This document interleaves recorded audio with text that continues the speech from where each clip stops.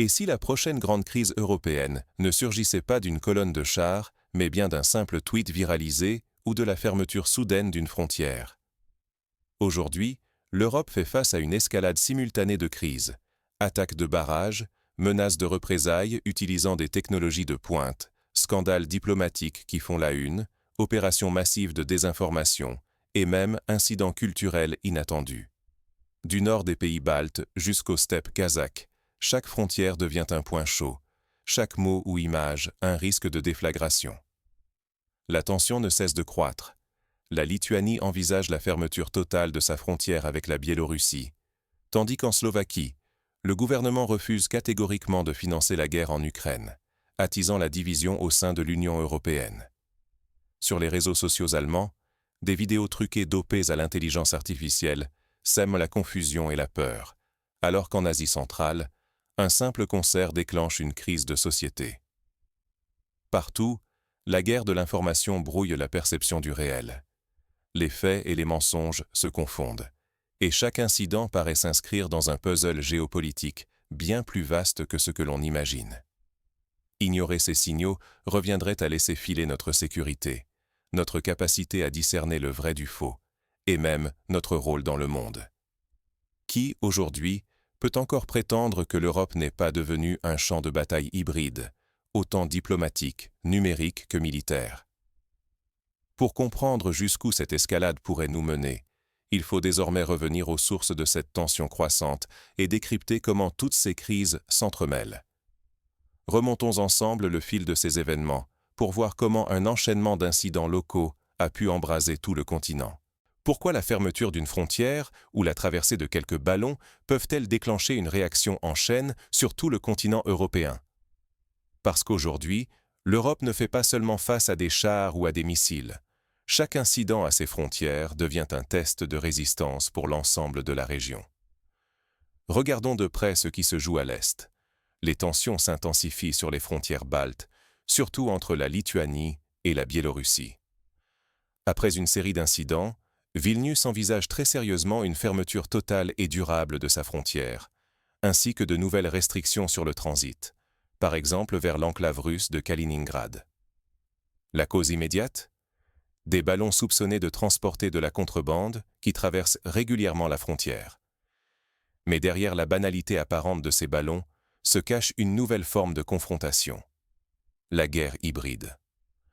Pour les dirigeants lituaniens, il ne s'agit plus seulement de contrôler un trafic illicite, mais de répondre à des actes perçus comme des attaques délibérées, destinées à tester la résilience et la réactivité du pays.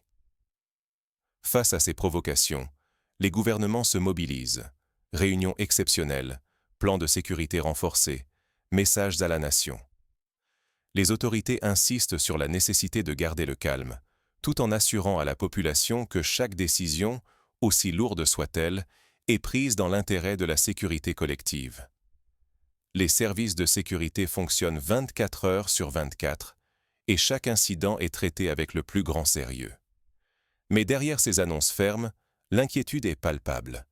Une mauvaise gestion de la frontière n'aurait pas seulement des conséquences locales. Cela pourrait paralyser le commerce, créer une perte de confiance parmi les citoyens et provoquer un effet domino sur d'autres États voisins.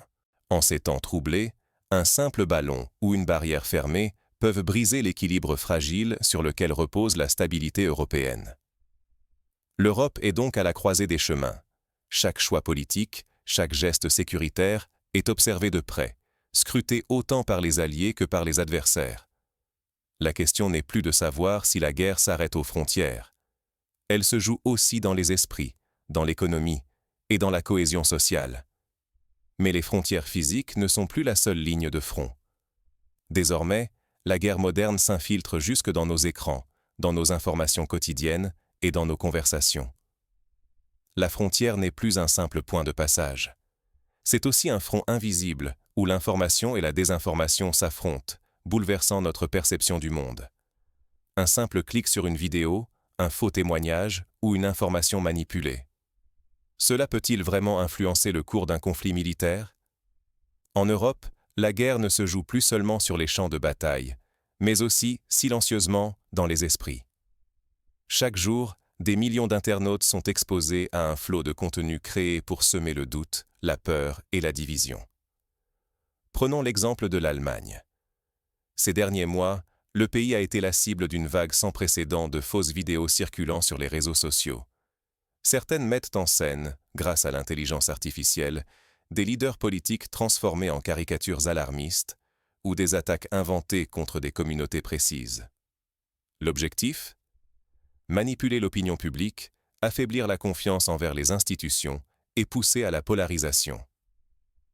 L'une de ces vidéos, prétendant dévoiler un complot gouvernemental pour envoyer de force les hommes allemands à la guerre, a été vue des centaines de milliers de fois. Une autre, signée du faux logo d'une grande agence de presse, annonçait une vague d'agressions contre des touristes français et polonais sur le sol allemand. Même le monde de la culture est visé. De faux communiqués attribués à des artistes célèbres diffusent l'idée que l'Europe se prépare à un conflit généralisé, attisant la peur et la défiance. Derrière cette offensive, les enquêteurs pointent une organisation russe spécialisée dans la désinformation numérique. Leur méthode est sophistiquée. Utiliser l'intelligence artificielle pour générer des récits crédibles, créer des vidéos hyper réalistes et multiplier les comptes automatisés pour amplifier la portée des fausses nouvelles. Résultat ? Les frontières entre réalité et fiction se brouillent. Des rumeurs prennent le pas sur les faits. Des citoyens perdent foi dans leurs institutions. Les débats politiques se crispent et les décisions publiques, influencées par la peur ou la colère, risquent de s'appuyer sur des bases totalement fausses. Car dans cette guerre de l'information, le véritable champ de bataille, c'est notre perception collective. Une société mal informée devient vulnérable, fragmentée, incapable de faire bloc face aux crises. Et pendant que l'attention du public est détournée par le vacarme numérique, les enjeux réels, sécurité, diplomatie, économie, continuent de s'aggraver dans l'ombre. Lorsque l'information devient une arme, chaque citoyen, chaque élu, chaque journaliste est une cible potentielle. Les décisions politiques prises sous l'influence de campagnes toxiques peuvent avoir des conséquences irréversibles, aussi bien à l'intérieur des frontières nationales qu'à l'échelle du continent.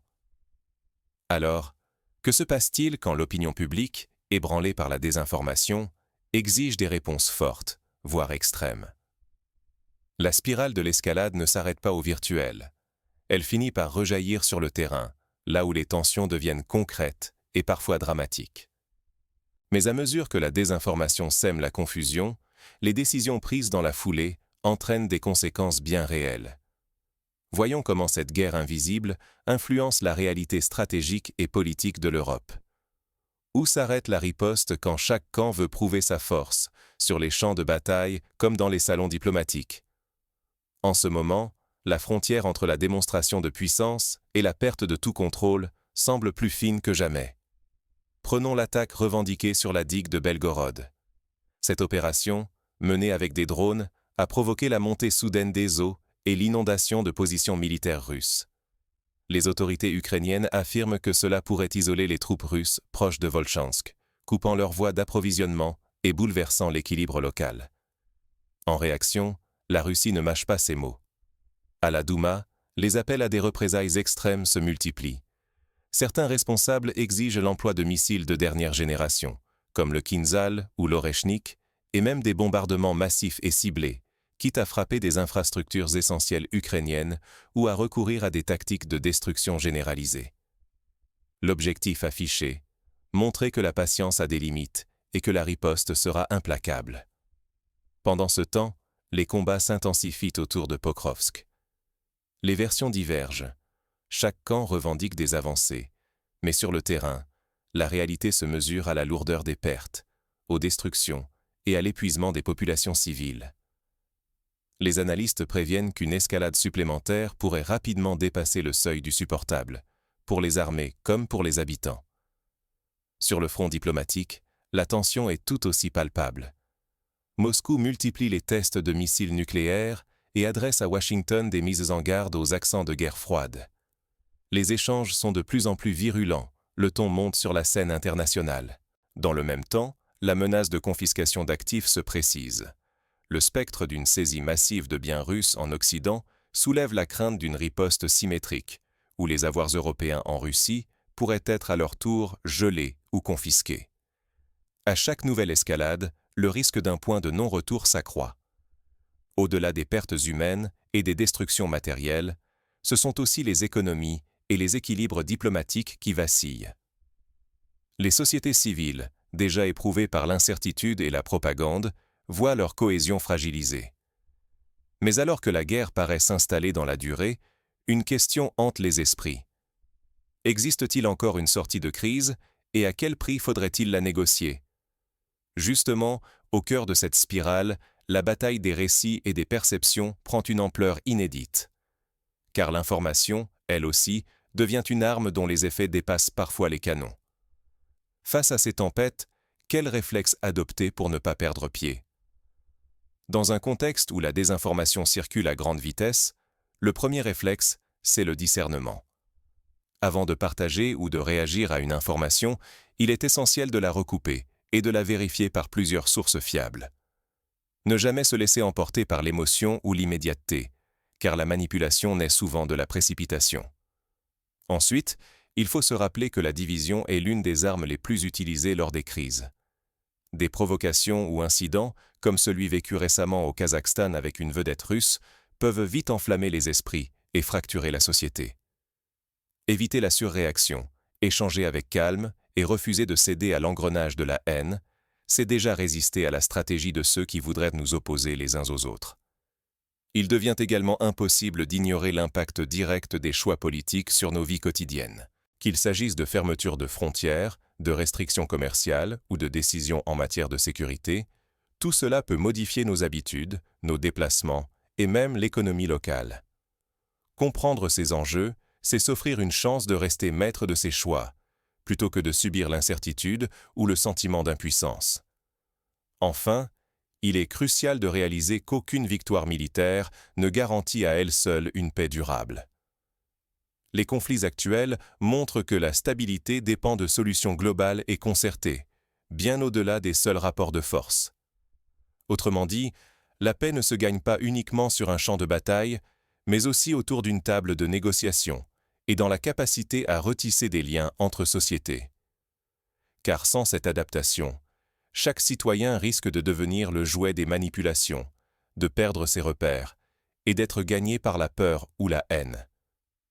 Se préparer, c'est développer des réflexes de vigilance, de dialogue et de solidarité pour rester acteur et non victime face à la complexité du monde.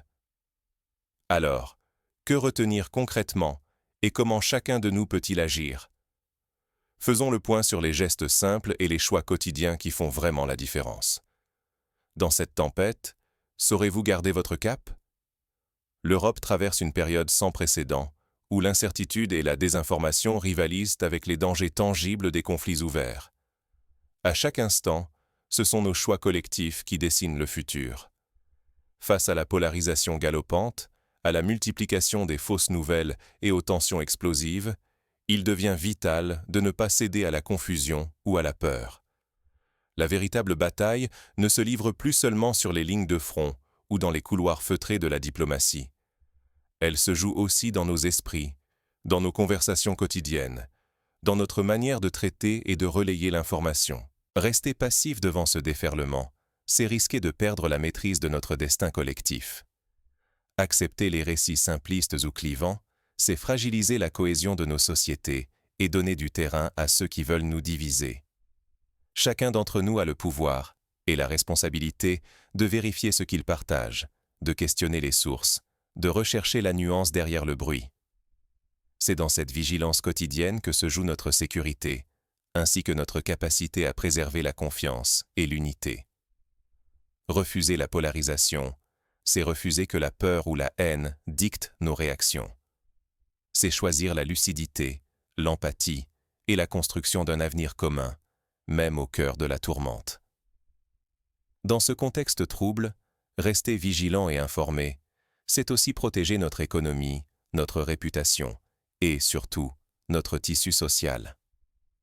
En prenant du recul, en croisant les perspectives, en dialoguant, nous pouvons ensemble résister aux tentatives de manipulation et bâtir des sociétés plus résilientes. La question n'est plus de savoir si la tempête touchera nos rivages, mais comment nous allons y faire face, en tant que citoyens conscients et responsables.